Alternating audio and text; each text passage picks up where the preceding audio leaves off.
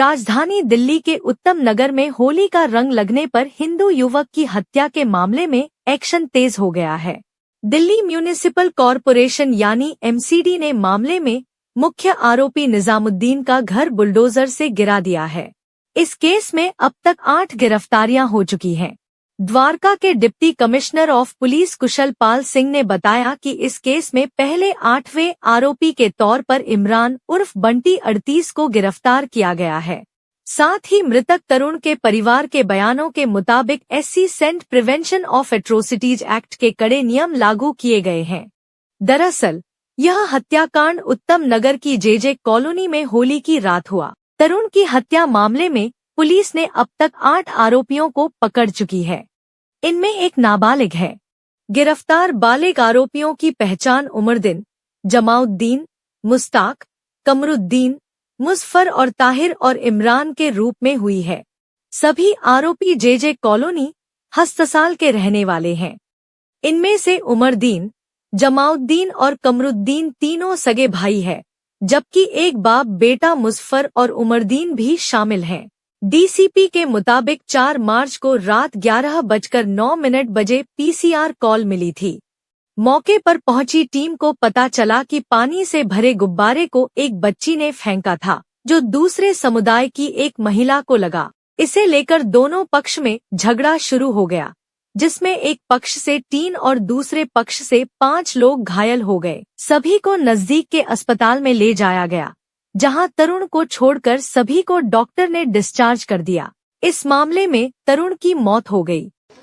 अच्छा, जो इंसिडेंट हुआ था 4 मार्च का इंसिडेंट है, जो रात को लगभग 11 बजे के आसपास हमें कॉल रिसीव हुई थी कि मेरे ताया का जो सर है वो फाड़ दिया है।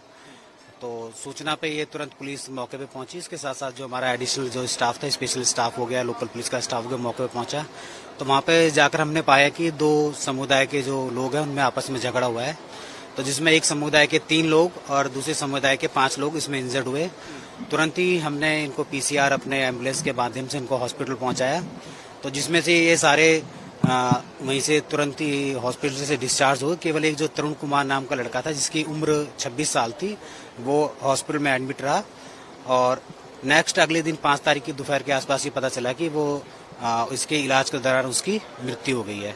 तो इनिशियल स्टेज पे ही हमने 4 तारीख को इसमें 308 जो IPC था उसमें पुराने BNS के तहत हमने केस रजिस्टर्ड किया। और उसके बाद जैसे ही उसकी जो लड़का तरुण कुमार थी उसकी डेथ हुई, तो इसमें हमने उसको जो मर्डर रखा था उसमें सेक्शन उसमें ऐड कर दिए। कितनी अरेस्टिंग है सर? अभी तक इनिशियल स्टेज में हमने 5 लोग अरेस्ट किए थे। उसके बाद हमने 2 लोग और इसमें अरेस्ट किए। तो टोटल अभी 7 लोग इसमें अरेस्ट है, जिसमें 7 लोग में से एक माइनर भी इसमें अप्रिहेंड इंक्लूड है इसमें।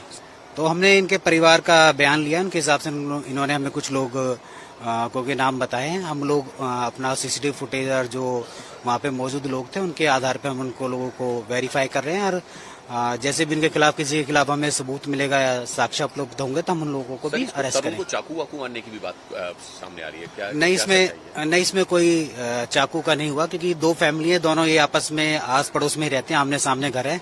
तो इसमें दोनों ही फैमिलीज के अलग अलग जो समुदाय उनके काफी फैमिली उनके लोग रहते हैं।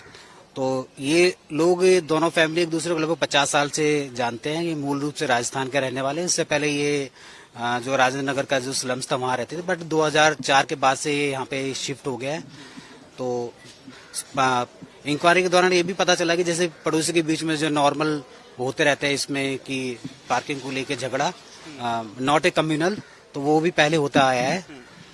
तो इसमें जो झगड़ा हुआ इनके जो बेसिकली बाय हैंड हुआ, और बाकी इसमें ये भी आया कि जो तरुण के चोट लगी तो जो लाठी थे उसके मारने से कल भी कुछ वो अभी हम उस चीज को अभी वेरीफाई करा रहे हैं उसमें।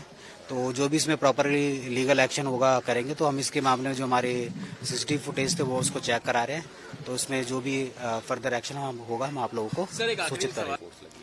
उसके लिए हमने, क्योंकि लॉ एंड ऑर्डर की अप्रीहेंशन की वजह से हमने पर्याप्त सुरक्षा के इंतजाम किया है। इसमें हमने इसके पूरे एरिया को जोन में, सेक्टर में और सब सेक्टर में डिवाइड किया। जोन को हमारे DCP और सेक्टर को हमारे ACP लोग देख रहे हैं। इसके लोकल पुलिस के साथ साथ हमने जो और थानों की पुलिस थी उसको भी बुलाया। हमारे पास RF की भी टीम इसमें आई है, CRPF की भी टीम है। इसके अलावा हमारी जो वेस्टर्न रेंज है वहाँ से हमारे आउटर डिस्ट्रिक्ट और वेस्ट डिस्ट्रिक्ट से भी हमें स्टाफ मिला है, तो सुरक्षा के पूरा अच्छी तरीके से